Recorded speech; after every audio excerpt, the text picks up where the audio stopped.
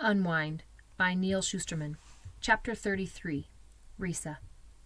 For Risa, the first days in the graveyard are harsh and seem to last forever. Her residency begins with an exercise in humility.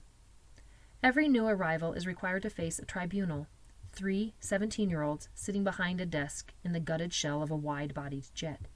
2 boys and a girl.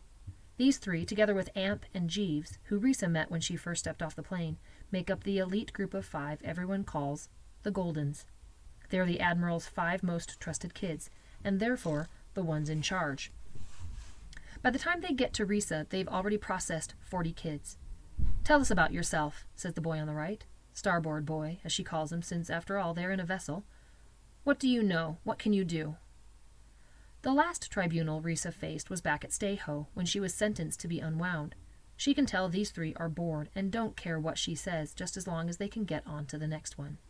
She finds herself hating them, just as she hated the headmaster that day he tried to explain why her membership in the human race had been revoked. The girl, who sits in the middle, must read her feelings, because she smiles and says, "Don't worry, this isn't a test. We just want to help you find where you'll fit in here." It's an odd thing to say, since not fitting in is every unwind's problem. Risa takes a deep breath.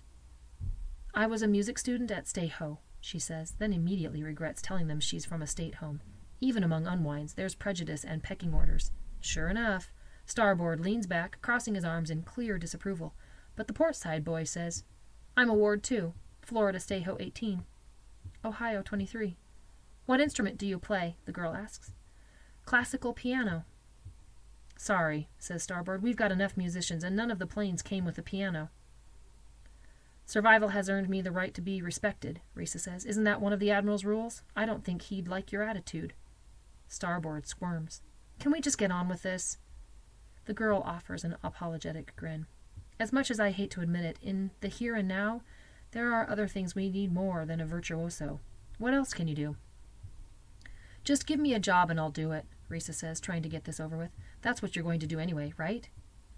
"Well, they always need help in the galley," says Starboard, "especially after meals." The girl gives Risa a long, pleading look, perhaps hoping that Risa will come up with something better for herself, but all Risa says is, "Fine. Dishwasher. Am I done here?" She turns to leave, doing her best to douse her disgust. The next kid comes in as she's heading out. He looks awful. His nose is swollen and purple, his shirt is caked with dried blood, and both his nostrils have started bleeding fresh. "What happened to you?" He looks at her, sees who it is, and says, "Your boyfriend, that's what happened to me. He's gonna pay."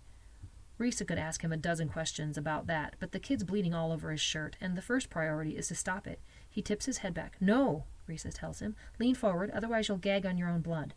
The kid listens. The tribunal of 3 come out from behind their desk to see what they can do, but Risa has it under control. "Pinch it like this," she tells him. "You need to be patient with this kind of thing." She shows the kid exactly how to pinch his nose to stem the flow of blood. Then, once the bleeding stops, Portside comes over to her and says, "Nice work." She's immediately promoted from dishwasher to medic. Funny, but it's indirectly Connor's doing, since he's the one who broke that kid's nose in the first place. As for the kid with the bloody nose, he gets assigned to dishwashing. The first few days actually trying to act like a medic without any real training is terrifying. There are other kids in the medical jet who seem to know a lot more, but she quickly comes to realize they were thrown into this just like she was when they first arrived. "You'll do fine. You're a natural," the senior medic, who is all of 17, tells her. He's right. Once she get used to the idea, handling first aid, standard illnesses, and even suturing simple wounds becomes as familiar to her as playing the piano. The days begin to pass quickly, and before she realizes it, she's been there a month. Each day that goes by adds to her sense of security. The Admiral was an odd bird, but he'd done something no one else had been able to do for her since she'd left Stay-Ho. He'd given her back her right to exist.